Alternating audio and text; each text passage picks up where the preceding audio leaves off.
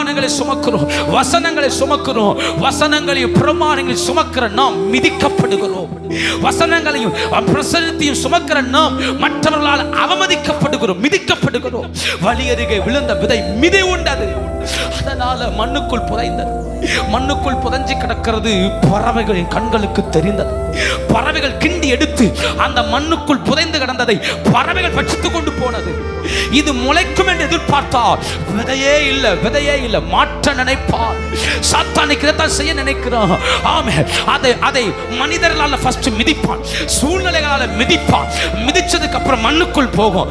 மண்ணுக்குள் போனதை பறவைகள் எடுத்து செல்லும், அல்லது மண்ணுக்குள் போனதை எறும்புகள் எடுத்து செல்லும், அல்லது மண்ணுக்குள் போனதை கரையான் எடுத்து செல்லும். யோசித்து பாருங்க, சாத்தானுக்கு தேவை மண்ணுக்குள்ள புதையணும், ஏதோ ஒரு பிரச்சனைக்குள்ள புதையணும், ஏதோ ஒரு வருத்தத்துக்குள்ள புதையணும், ஏதோ ஒரு நெருக்கத்துக்குள்ள புதையணும்.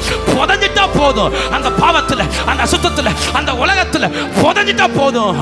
ஆமே, மாற்றிடலாம் ஈஸியா, பிரமாணங்களை மாற்றிடலாம் ஈஸியா, வாக்குத்தத்தங்களை அழிச்சிடலாம்.